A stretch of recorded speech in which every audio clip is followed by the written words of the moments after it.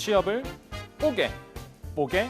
뽀개서 여러분께 큐레이션해준 쉽보 코딩 여의도 호랑이 번역 중입니다. 자, 오늘은요 바로 KB국민은행에 대해서 우리가 같이 이야기해 보려고 합니다. KB국민은행 정말로 좋은 은행이죠. 뭐 워낙 예술이라든지 아니면은 뭐 대출 봐도 정말로 뭐 상위에 있는 기업이기도 하고요. 무엇보다 제 후배들이 많이 다니고 있는데 뭐 복지면 복지 아니면은 뭐 연봉이면 연봉 정말로 남 부러울 거 없는 그런 이제 은행이다라고 보시면 되겠습니다. 그래서 오늘 이제는 KB국민은행에 대해서 같이 이야기를 해보려고 하는데요.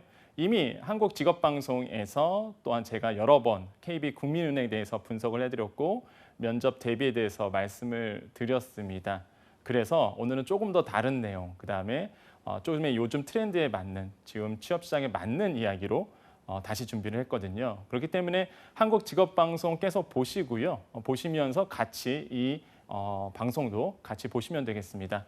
자, 그러면 좀 더 깊게 알아보겠습니다. 국민은행은 주택은행이 이제 합병은행에서 KB국민은행이 생겼고요. 국내 최대 고객수 맞거든요. 그다음에 최고의 만족도, 그다음에 광범위한 채널 네트워크를 형성하고 있다. 저는 KB국민은행을 왜 좋냐고 물어본다면 역시나 뭐 아까 좀 이따 이제 말씀을 드리겠지만은 최대 고객수가 아닐까, 아니면은 정말로 계속적으로 상위에 랭크된 어떤 기록들이 아닐까 이런 생각을 해보거든요. 먼저 말씀드리고 싶은 게 은행업에 대해서 어느 정도 여러분이 알고 있는지에 대해서 궁금합니다. 왜 그러냐면 단골 질문이기도 합니다. 뭐 은행권 항상 질문 나온 것 중에서 자기의 직무와 관련성이라든지 아니면 자기의 적성과 어느 정도 맞는지 이게 굉장히 중요한데 무엇보다 은행업에 대해서 잘 알고 있는지, 근데 과거 자료들이 더 많다 보니까 요즘 트렌드에 맞는 또 요즘의 채용 시장에 맞는 어떤 답변들 아니면 내용들을 같이 나눠보려고 합니다. 자, 은행은요 수익성뿐만 아니라 공공성도 강조된다. 이 부분은 뭐 오래전부터 강조됐던 부분이죠. 은행의 예금의 수취, 유가증권, 기타 채무증서 발행을 통해서 불특정 다수인으로부터 자금을 조달하여서 자금 수요자에게 자금을 공급하는 금융 중개 기능을 하고 있거든요. 그러다 보니까 수익성도 매우 중요합니다. 하지만 모두 중요하다. 공공성도 강조되고 있다. 왜? 이게 바로 공공성이 요구되는 분야이기 때문에 공공성도 강조되고 있는 업종 중에 하나다라고 보시면 되겠습니다. 자, 은행의 3대 업무는 무엇인가요? 이것도 뭐 자주 나왔던 질문들 중에 하나였죠. 만약에 은행업을 준비하신 분들 중에서 이 방송을 보고 계시는데 3대 업무가 뭐지라고 하시는 분들은 여러분 스터디 열심히 하셔야 되겠습니다. 자, 첫 번째로 고유 업무와 부수 업무와 경영 업무로 보통 나와 있죠. 은행법에 나온 얘기인데, 자, 고유 업무는 뭘까요? 수신, 여신, 뭐 당연하겠죠. 우리가 흔히 은행 가서 처리하는 일들, 은행 가서 하는 일들 대부분의 일은 수신, 여신, 환 업무, 이게 이제 고유 업무라고 볼 수가 있겠죠. 자, 그 다음에 뭐가 있나요? 부수 업무가 있습니다. 부수 업무 같은 경우에는 그대로 읽어볼게요. 자, 고유 업무를 영위함에 있어서 당연히 어떻게 부수되어 필요하다. 그런데 여기서 사회 경제 상황에 맞게 변화 발전하고 있는 은행의 업무를 말합니다라고 되어 있습니다. 이게 뭐죠? 사회 경제 상황에 맞게끔 변할 수 있는 은행의 업무들. 그게 뭐가 있을까요? 봤더니 채무의 보증 및 어음의 인수, 그다음에 패토닝 업무. 그렇죠. 뭐 대출 채권 가지고 은행 와서 그 갖고 자금을 융통할 수 있겠죠. 이런 팩토링 업무까지. 그다음에 뭐 상업 부금 업무라든지 환매 조건부, 국공매, 매매라든지 보호예술 이런 다양한 업무들이 바로 부수 업무다라고 말씀드릴 수가 있겠습니다. 자, 그런 다음에 그다음 어떤 업무가 있죠? 그렇죠. 겸용 업무가 있습니다. 사실 제가 왜 당연한 얘기를 왜 끌고 왔냐면 이 겸용 업무 때문에 제가 말씀드리려고 합니다. 왜? 요즘 트렌드가 맞거든요. 이거 꼭 아셔야 되거든요. 자, 겸용 업무는요. 은행법에 의한 업무가 아닌 업무로서 투신 상품, 방카 이런 금융 상품 판매 대행 업무, 신탁 및 연금 업무 등이 있다. 이게 뭐다? 겸용 업무다. 왜 제가 이 얘기 꺼내는지 아시겠죠? 요즘 은행 트렌드 뭔지 아세요? 공공성입니다. 그다음에 뭐냐면 수익에 대해서 굉장히 경영진에서 굉장히 프레스를 많이 줬었어요. 그런데 최근에 일이 하나 터졌죠. 그렇습니다. DLF라든지 어떤 이런 금융 파생 상품에 대해서 이슈가 터진 이후에 금융들도 좀 그러니까 은행권에서 좀 반성의 기미가 좀 보이고 있거든요. 뭐냐면은 고객의 가치를 훼손시키는 이러한 어떤 일들은 하지 말자. 수익성도 좋지만은 야 공공성 우리가 좀 챙기자. 근데 왜 이런 이슈가 벌어졌을까? 은행의 기본적인 업무 중에 겸용 업무가 있습니다. 이게 나쁜 게 아니라 당연히 은행의 하나의 업무 중에 하나거든요. 근데 이게 약간 지금 보면 약간 오버된 부분이 있었기 때문에 사회적인 지탄을 좀 받았었는데 은행권에서 이게 최대의 지금 이슈입니다. 좀 읽어볼게요. 자, 대통령령이 정하는 업무를 직접 영위하고자 하는 경우에 금융감독위원회 인가를 받아서 겸용을 할 수가 있는데 어떤 업무가 있냐면 신용카드 업무 당연히 있겠죠. 그다음에 여기 있죠. 자산운용회사의 업무 및 판매회사의 업무. 이게 제가 빨간불을 쫙 쳤던 이유가 바로 그런 의미입니다. 자산운용회사의 업무 및 판매회사의 업무. 요즘에 이제 트렌드에서 봤을 때 사회적인 어떤 이슈가 불거졌기 때문에 이 부분도 꼭 아셔야 되겠다. 좀 이따가 이 부분에 대해서 제가 또 정확하게 또 팩트 있게 그다음에 요즘 트렌드에 맞게끔 말씀을 드리겠습니다. 그래서 겸용 업무도 이때더라라고 말씀을 드리겠고요. 자, 제가 하나 질문 드릴까요? 항상 뭐 은행권만은 아니라 금융권만은 아니라 일반 뭐 채용시장을 가도 일반 취업을 보셔도 뭐가 나오죠? 항상 단골 질문이 있죠. 국민은행의 뭐 장점을 아니면 이 회사의 장점을 어떻게 생각하느냐. 뭐 더 깊게 얘기하면은 기본적인 게 본인의 장단점이겠고요. 자소서 쓸 때 아니면 면접에 가서는 우리 회사에 대한 장점 뭐 알고 있니? 뭐 알고 있는 대로 말해봐. 항상 나오는 질문 중에 하나인데 여러분 제가 한번 질문 드리겠습니다. 국민은행 이제는 지원하셔야 되잖아요. 자, 국민은행의 장점은 뭐라고 생각하시나요, 여러분? 자, 시간 흐르고 있습니다. 답변 잘 나오시나요? 자, 제가 한번 이 장점에 대해서 몇 가지를 한번 말씀을 드릴 테니까 똑같이 얘기하면 안 되겠죠. 하지만 참고로 여러분께서 여기에서 조금 더 여러분의 해석력으로 좀 붙이시길 권유드리겠습니다. 자, KB국민은행은 최대 고객 기반을 보유하고 있다. 그렇죠. 두말하면 잔소리죠. 이거는 뭐 국내 최대의 고객 기반을 가지고 있거든요. 아까 좀 이따가 보여드릴 겁니다. 원화의 수율들 봐도 상위 항상 1위입니다. 항상 1위. 그래서 이런 거 봐도 국내 최대 고객 기반을 보유하고 있다. 맞죠? 이게 하나의 장점 중에 하나입니다. 자, 두 번째로는 정교화된 CRM 시스템을 활용하고 있다. 그래서 고객 중심 경영에 큰 강점을 가지고 있다. 정말 맞거든요. 제가 여기서 질문 또 하나 드리겠습니다. 여러분 KB국민은행 하면 여러분 어떤 게 떠오르세요 지금?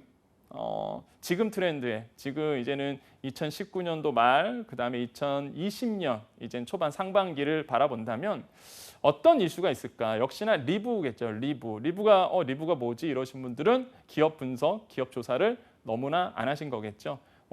지금 KB국민은행 같은 경우는 리브라는 어플을 굉장히 밀고 있습니다. 근데 그 리브가 누구랑 지금 광고 모델을 쓰고 있나요? 뭐 찾아보시면 당연히 납니다. BTS죠. 최계 글로벌 우리 스타. 이러한 리브 같은 어플리케이션 같은 경우에는요. 정교화된 CRM 시스템 활용 대표적인 게 이제 리브라고 보시면 되겠습니다.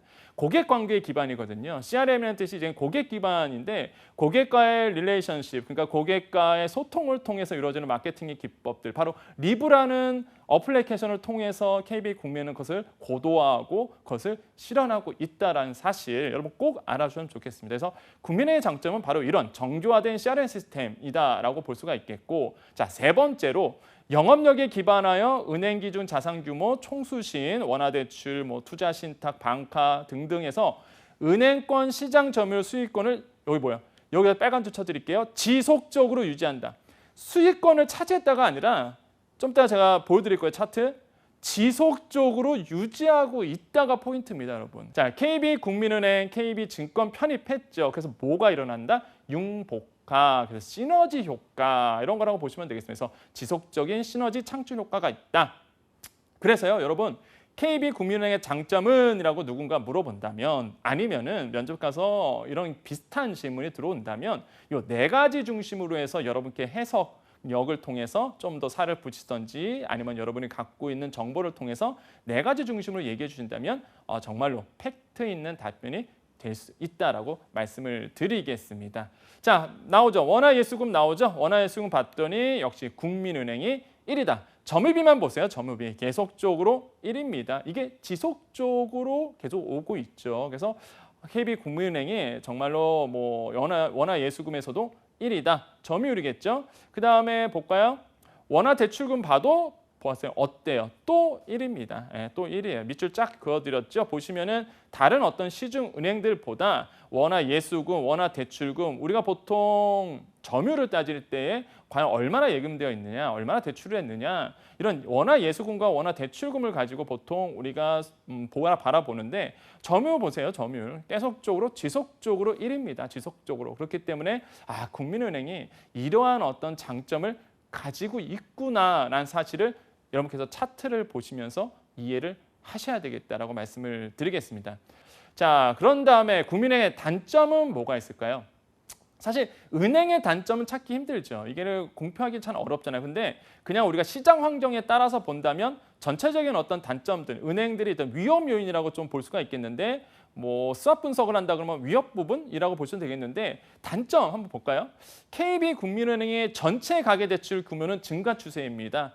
정말로 증가 추세예요. 가계대출은. 그런데 9.13 부동산 대책 영향으로 인해서 주택담보대출 증가율은 낮아지고 있다. 근데 이게 왜 위기고 이게 왜 단점일까요? 여러분 국민은행의 특징을 뽑으라 그러면 여러분께서는 아마 그냥 공감이 안 되실 텐데 저의 나이라든지 아니면은 어른들, 그러니까 부모님 세대한테 국민은행 이러면 뭐가 떠오르냐면 주택은행이 떠올라요. 아까도 말씀드렸잖아요. 합병이 됐잖아요. 주택은행은 뭐냐? 부동산이죠. 그래서 국민은행이 가지고 있는 데이터가요. 굉장히 가치가 높은 게 KB국민은행은 부동산 데이터를 가지고 있습니다. 다른 시중은행보다 정말로 그 특장점이 뭐냐면 부동산이라는 정말로 고급 데이터를 KB국민은행은 소유하고 있다는 사실이겠죠. 그런데 그 안에 뭐가 있어요? 바로 부동산을 가지고 많은 영업 활동들을 해왔거든요. 실제로 여러분 대출이 이루어졌을 때 은행에서는 어떤 수익으로 사실 뭐 경영을 하죠? 그렇죠. 은행 같은 경우에는 수익성을 따지라 그러면 이자 수익이겠죠. 물론 요즘에 비이자 수익을 늘리려고 하지만은 이자 수익이 기본적인 수익원입니다. 그런데 은행들이 지금까지 물론 사회적인 어떤 지탄도 받았지만은 어떻게 쉽게 이런 순이자 마진을 일으켰을까요? 그렇죠. 가계 대출의 중심으로 지금까지 대출이 운영되어 왔습니다. 이거는 뭐 은행 입장에서는 사실 피할 수 없는 진실이죠. 가계 대출이 왜 근데 은행권에서는 정말로 쉬웠을까요? 담보 대출이기 때문에 그렇죠. 리스크가 전혀 없습니다. 뭐 전혀라기보다는 리스크가 굉장히 상당히 해지된 상태죠. 왜? 부동산이라는 담보를 잡고 대출하기 때문에 사실 예를 들어서 뭐 동산담보라든지 아니면 기술담보란 이런 게 아니잖아요. 그러다 보니까 뭐가 돼요? 그렇죠. 은행권에서는 가계대출 중심으로 실제로 이루어집니다. 그중에서도 KB국민은행 같은 경우에는 부동산이라는 특화된 서비스가 있기 때문에 정보가 있기 때문에 가계대출이 낮아지면 사실 수익성도 낮아질 수밖에 없는 구조가 되어 있죠. 그렇기 때문에 뭐예요?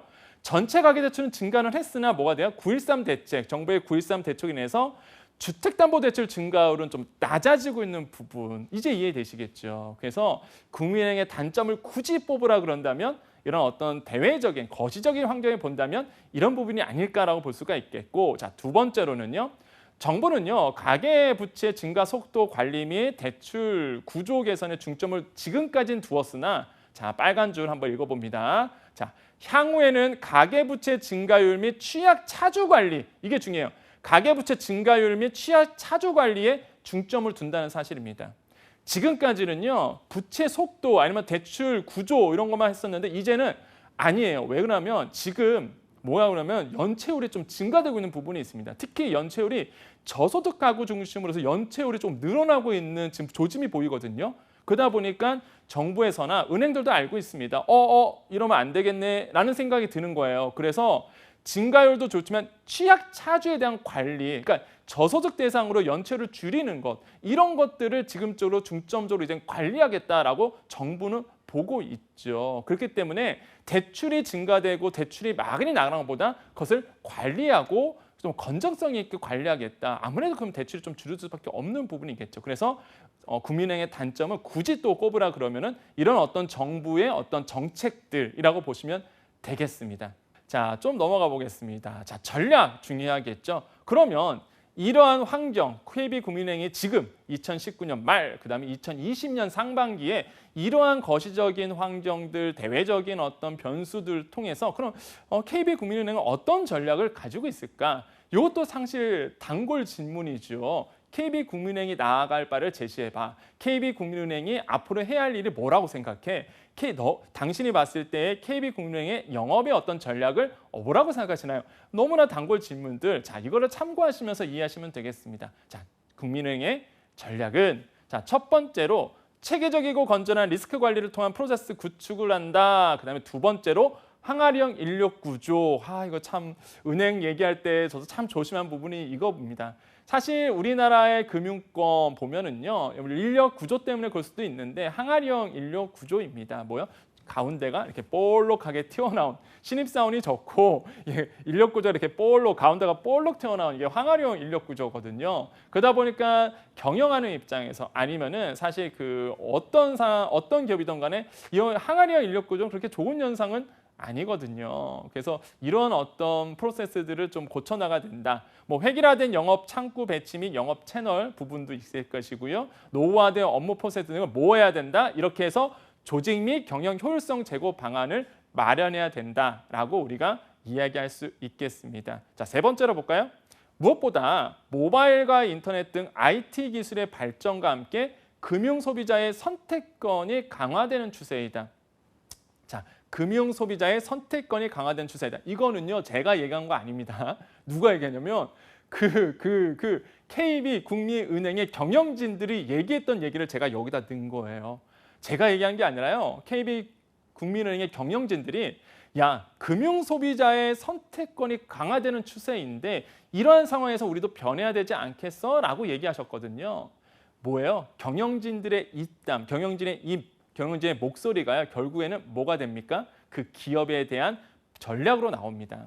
그러다 보니까 모든 이제 KB국민은행의 서비스들이 잘 보세요. 리브만 봐도요. 리브 어플만 봐도 굉장히 재밌는 어떤 어플리케이션 그 프로그램 아니면은 그 콘텐츠들이 있거든요. 이런 것만 봐도 고객을 위해서 정말로 노력하고 있다라는 게 느껴져요, 저는. 그래서 금융 소비자의 선택권이 강화되는 추세 가운데서 디지털화해야 된다라고 보시면 그렇게 이해하시면 되겠습니다. 자, 전략은 네 번째로요. 일관성 있고 전문적인 상담 역량을 강화한다. 그다음에 성과 중심의 창의적이고 도전적인 조직 문화를 정착시킨다. 자, 다섯 번째로요. 데이터 규제 완화 등의 대외 환경 변화에 적극적으로 대응한다라고 되어 있습니다. 이제 여섯 번째로요. 금융 환경 벽변기의 지속 가능 경영을 위해서 뭐한다? 디지털 트랜스포메이션을 선포를 했습니다. 근데 그 중에서도요. 국민은행이 그 디지털 DNA의 혁신을 위해서 4대 이니셔티브를 선정을 했어요. 그게 뭐냐면 한번 볼까요? 자, 제가 이렇게 적어왔습니다. 국민은행 4대 이니셔티브 이렇게 물음표 딱 들어드는데 뭘까요? 여러분 이거 아세요 혹시? 아셔야 됩니다. 자, 볼까요? 전사적 디지털 리더십 강화, 두 번째로 디지털 역량의 대변형, 세 번째로 전략적 협력 파트너십 구축, 네 번째로 디지털 인재 확보 및 변화혁신 문화 구축 전파. 근데 여러분 공통점 눈에 보이시나요? 그렇죠. 핵심 과제, 핵심 해결책 본다면 디지털입니다. 그렇습니다, 여러분. KB국민은행이 지금 굉장히 중심적으로 일으키려고 하는 게 디지털화의 변화거든요. 그러다 보니까 뭐가 돼요? 전사적 디지털 리더십 강화, 디지털 역량, 디지털 인재.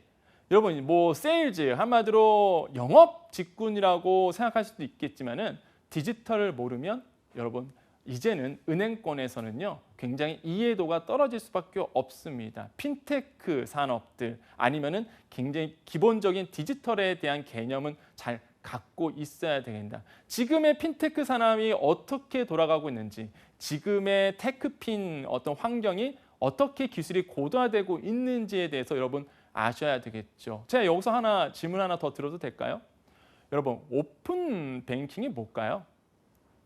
지금 오픈 뱅킹이 뭐지? 이러시면 안 됩니다. 오픈 뱅킹 이제는 했습니다. 지금 이제 시행 들어갔죠. 오픈 뱅킹이 뭔가요? 지금 난리죠. 지금 은행권들이 지금 오픈 뱅킹 고객 잡기 위해서 난리인데 오픈 뱅킹 새로운 기술입니다. 핀테크라고 볼 수가 있겠는데요. 그렇죠. 예를 들어서 KB국민은행에서 다른 시중은행의 계좌를 관리할 수 있는 기술이겠죠. 예를 들어서 제가 KB국민은행에서 오픈뱅킹 가입하고요. 그러면요. 타 기업들, 타 은행들, 기업은행 아니면은 뭐 하나은행, 우리은행 계좌를요 볼 수가 있고요. 심지어 제가 우리은행 안 가도, 제가 KB 하나은행 안 가도, 내가 뭐 IBK 기업은행을 안 가도 그 계좌를 이체를 할 수가 있는 기술들, 이게 바로 오픈뱅킹입니다. 놀랍지 않으세요? 이 정도로 기술이 발전돼 왔습니다. 자, 내실 성장 볼까요? 첫 번째, 고객 만족도 향상, 자산 건전화, 선진 시스템 도입, 리스크 관리 시스템 고도화, 이렇게 우리가 볼 수가 있겠습니다. 이 정도는 그냥 아시면 되겠고요. 자, 중장기 경영 전략 나옵니다. 자, 볼까요? 자, 고객 중심의 영업 체계를 구축한다. 민첩한 조직 및 1등 직원 육성한다. 최적의 KB 위닝 인프라를 구현한다. 아니면 비즈라인의 탑티어 전략을 구축한다. 이렇게 볼 수가 있겠는데, 민첩한 조직이라고 있는데 사람들이 그 KB 국민은행이 이런 4가지의 경영 전략을 짰는데요. 그냥 아마 그러실 거예요. 아, 그런가 보다. 이렇게 하고 넘어갈 수도 있습니다. 근데 사실 그렇게 쉽게 넘어갈 부분은 아니거든요. 이해를 해야죠. 민첩한 조직, 이게 왜 나왔냐면 사실 기업 같은 경우에는, 특히 금융권 기업 같은, 또 은행권 같은 경우에는 인수합병을 하면서 조직이 굉장히 커졌거든요.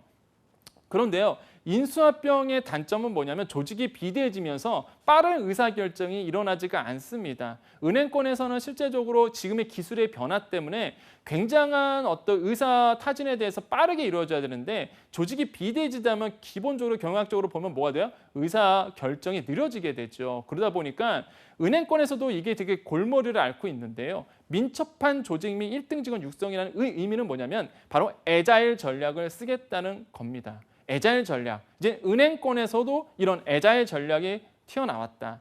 제가 얘기한 게 아니라 KB국민은행에서 중장기 경영 전략을 냈을 때, 야, 여기서는 제가 그냥 해석을 민첩한 조직이라 쓴 거고요. 보통 우리가 보면은 애자일이라고 보통 얘기하거든요. 애자일이 뭔가요? 민첩하다, 이런 거잖아요. 민첩한 조직, 애자일 전략. 이게 사실 실리콘밸리에서 그 벤처 기업들이 많이 쓰는 전략입니다. 뭐냐면 소비자들에게 빨리 그 콘텐츠라든지 아니면은 기술들 아니면은 서비스를 내놓고요. 소비자들의 평가를 통해서 또 그것을 고도화하고 그것을 변화시키고 그것을 또 개발해서 다시 한번 내놓는, 이게 계속적으로 반복되면서 뭐가 되냐면 정말로 소비자들이 원하는 어떤 서비스들이 나올 수밖에 없거든요. 보통 우리가 하나의 서비스를 내기 위해서 많은 기획 단계를 거치고요. 마케팅 분석도 하고 그러다 보니까 트렌드에 늦춰지는 거예요. 그러다 보니까 뭐가 돼요? 기술이 이제 시장에서 딱 내놨는데 이미 끝난 기술들, 아니면 소비자들이 외면한 기술이 돼버리거든요. 그러다 보니까 이러한 테크 현상, 핀테크 이런 시장 환경 안에서는 야, 예전 전략 갖고는 안 돼. 그래서 KB국민은행이 뭐냐면, 야, 애자일 전략을 가지고 우리가 조직을 슬림하고 이제는 빠른 의사결정을 통해서 좋은 서비스를 금융 소비자에게 내보이자. 그래서 그렇게 해서 4가지 중에서 두 번째가 뭐냐면 민첩한 조직이라는 게 그래서 나온 겁니다. 탑티어 전략이 바로 1등 직원 육성입니다.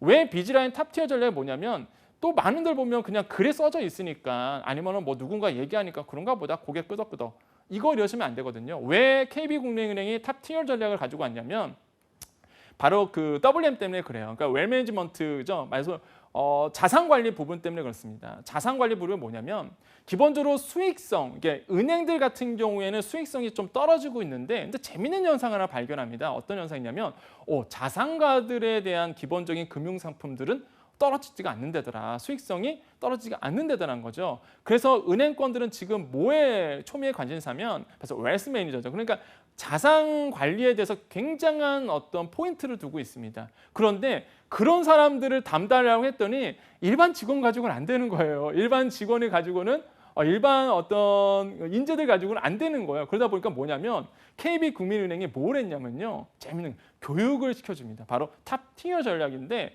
1등 직원을 만들어내는 거예요. 초일류 직원을 만들기 위해서 교육도 시키고요. 이런 분들이 바로 현장에 투입돼서 자산가들을 바로 PB센터에서 만나게 되는 이런 어떤 전략들을 짜고 있습니다. 이런 부분이 굉장히 재밌고요. 이런 게 왜 그렇다? 국내외 경제활동의 불확실성이 상존하면서 지속적인 경영을 추구하기 위해서 그렇다라고 말씀을 드립니다. 자, 은행에서 가장 중요한 가치는 이라고 제가 질문을 드렸는데 가장 또 단골 질문이죠. 고객의 이익을 훼손하는 비윤리적 행위를 근절하는 것. 이게 요즘의 트렌드라고 말씀드렸고요. 아까도 말씀드렸습니다. DLS, DLF 이런 어떤 이슈들이 퍼졌기 때문에 요즘에는요. 그 은행권들이 다 뭐예요? 윤리적인 부분을 굉장히 강조하고 있는데 KB국민은행에서 어떻게 하고 있냐면 자, 요거 찍어드립니다. 자, 핵심 성과 지표. 그러니까 뭐냐? 직원을 평가했을 때 KPI라 그러죠. 핵심 성과 지표에 있어서요. 아예 만약에 불안전 판매가 일어나? 그럼 이 사람은 아예 평가를 못 받는 이런 식으로 이제 내년에 이렇게 성과 지표를 바꾸겠다고 발표를 했습니다. 무슨 뜻일까요? 그렇죠. 고객 중심의 고객을 위한 전략으로 가겠다라는 거죠. 굉장히 여러분 이건 변화입니다. 은행권에서 이런 어떤 변화, KB국민은행이 이런 부분에서 굉장히 앞서가고 있다고 볼 수가 있겠고 또 한 가지 고객이익을 또 볼까요? 수익성 지표에서 추진된 평가 방식에서 고객 중심으로 변화하겠다. 이거 제가 아까 말씀드렸죠. 자, 5번째. 이자 이익 대신에 비이자 이익을 높이는 것이 아니라 보다 신성장 분야에서 새로운 이익을 창출하겠다. 제가 빨간불을 쳤습니다. 이거 중요해요. 비이자 이익을 높이는 것이 아니다. 굉장히 그 국내 상황에서 은행들이 굉장히 고민이 뭐였냐면 이젠 더 이상 돈 나올 데가 없는 거예요. 그러다 보니까 이제는 이자 수익이 아니라 비이자 수익을 늘리자. 그래갖고 뭐예요? 막 파생상품도 팔고요. 그다음에 여러 가지 아까도 말씀드린 겸용 업무를 하면서 뭐예요? 여러 가지 상품들을 다뤘는데 이젠 이거 아니구나라는 깨닫게 되는 거죠. 그래서 뭐 한다? 차라리 신성장 분야를 발굴해서 거기서 이익을 창출하자. 이러한 미미한 변화들이 지금 은행들 가운데서 일어나고 있다는 사실. 여러분 이런 포인트 꼭 아셔야 되겠습니다. 자, 신사업 방향성. 그래서 아까도 말씀드렸어요. 리브M이라고 했는데 이게 뭐냐면요. 되게 재밌습니다. 모바일인데 유심칩을 실제적으로 이제 배달을 해줘. 이게 뭐냐면요. 통신업입니다. 그러니까 은행이 KB국민은행이 통신업에 이제 진출을 했어요. 뭐냐면 별정통신인데 정말 재밌는 현상입니다. 뭐예요? 이제는 유심칩을 배달하면요, 그 유심칩을 꽂으면 통화가 되죠. 이제 통신이 됩니다. 스마트폰 통신이 돼요. 그리고 KB국민은행 앱이 자동으로 깔리면서 여러 가지 정보가 제공해 주는 건데, 여러분 리브M 이거 출시했거든요. 이 뜻은 뭐예요? 그렇죠. 아까 제가 계속 강조했습니다. 디지털. 이제는 금융권이 뭐예요? 생존 위기를 느껴서 뭐 한다? 이제는 통신 쪽에도 이제는 진출한다. 이런 거 보면서 제가 정말로 참 KB국민은행은 대단하구나. 그다음에 은행권에서 정말로 살기 위해서 많은 노력을 하고 있구나라고 우리가 볼 수가 있겠습니다. 자, 여기까지 여러분 KB국민은행에 대해서 한번 알아봤는데요. 그렇죠. 전에 몰랐던 정보들. 최근에 이렇게 KB국민은행이 바뀌어가고 있구나. 이렇게 달라지고 있구나. 지금의 환경에 맞춰서 전략들이 이렇게 달라졌구나라는 걸 우리가 알 수 있습니다. 이러한 새로운 정보들을 계속적으로 업데이트 해줘야지만 사실 이제 면접에서 좋은 인상을 받을 수가 있겠죠. 바로 어디다? 칩보 코드입니다. 자, 칩보 코드. 오늘은 KB국민은행에 대해서 알아봤습니다. 이상 여의도 호랑이 권혁진이었습니다. 감사합니다.